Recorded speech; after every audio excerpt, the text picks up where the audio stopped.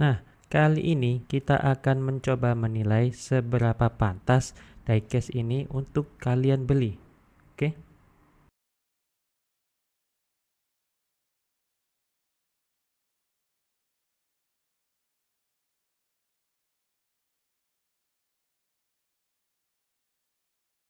Dan pertama, kita nilai dari packaging ya.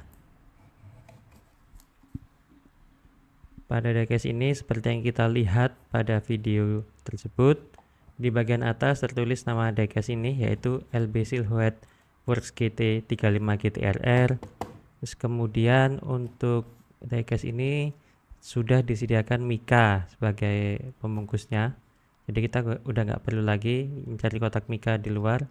Dan di bagian bawahnya juga sudah tertulis peringatan agar tidak terkena sinar matahari langsung, karena itu dapat merusak warna dari diecast kita.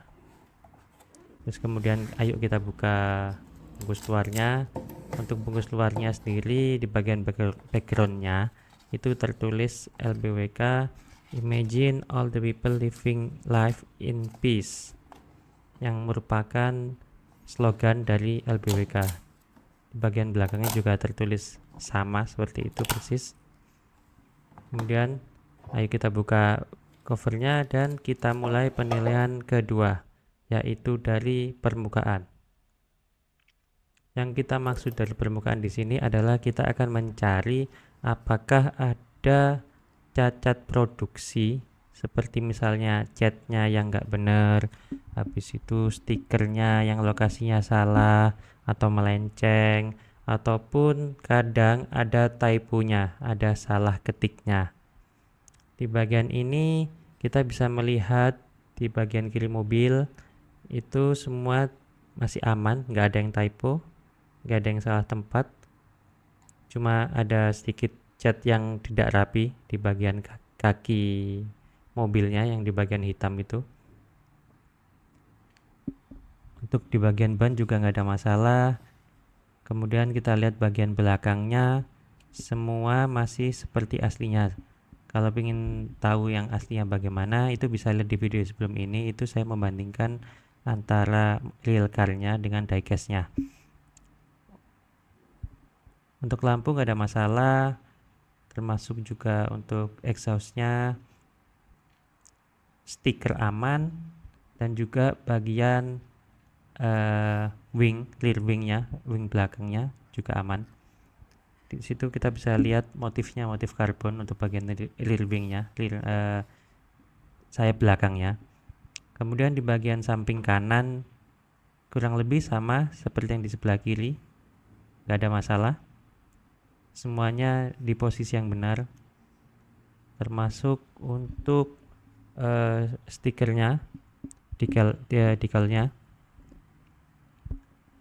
nggak ada masalah sama sekali. Untuk masalah cat juga aman, nggak ada cat yang merintis, nggak ada bagian yang tidak rata catnya. Sekarang kita pindah ke bagian depan. Bagian depan kita bisa melihat grill bawahnya juga aman, stiker LB Performance-nya juga, dan juga bagian variasi di bagian depan kiri kanannya persis seperti mobil aslinya. Jadi nggak ada masalah di sini. Untuk masalah surface mungkin cuma masalah cat yang tidak rapi di bagian kaki-kakinya, di bagian kakinya di sebelah kiri dan kanan. Cuma bagian itu aja menurut saya kalau bagian minusnya. Untuk spionnya juga terbuat dari plastik, bukan dari karet, atau bahkan nggak ada spionnya. Misal nggak, ini ada lengkap, nggak kayak brand yang lain yang ada mobilnya mahal tapi tanpa spion ya. Ini semuanya persis seperti aslinya. Nah, kemudian kita masuk ke parameter penilaian berikutnya, yaitu detail. Di sini saya akan menggunakan kaca pembesar agar kita bisa melihat lebih jelas mengenai detailnya, dan juga kita senari lampu, jadi kita bisa melihat. Nah, itu di bagian kakinya ada cat yang sedikit tidak rapi, yang bagian hitamnya agak bleber ya, atau agak keluar dari jalur lah, kok bleber. Untuk di bagian bannya kita bisa melihat warna merah di dalam situ. atau yang kita sebut dengan remnya.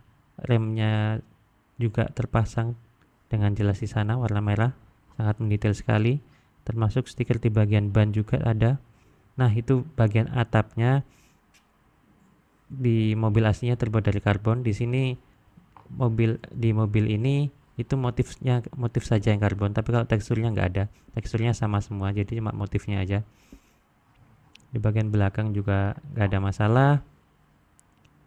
Di bagian samping seperti kita lihat, di bagian ban kanan juga ada itu untuk stiker yang ban yang kecil itu hampir nggak kelihatan, itu ternyata mereka benar-benar memperhatikan masalah detailnya. Dan juga saya menemukan masalah yang sama lagi di cat sebelah kanan yang warna hitam itu juga agak tidak rapi sama. Untuk ban bagian depan sudah aman, remnya juga ada, stikernya ada, dan variasinya juga ada yang di depan kiri dan kanan itu yang seperti apa, mungkin ya kumis atau alis itu. Yang sedikit berbeda dari versi aslinya adalah yang di bagian kap mobilnya itu warnanya nggak hitam gitu tapi putih. Nah, sekarang kita coba lihat pakai sinar UV untuk memperjelas lagi, untuk memastikan lagi kalau tidak ada bagian yang defect dan juga misalnya catnya merintis atau rusak atau apa.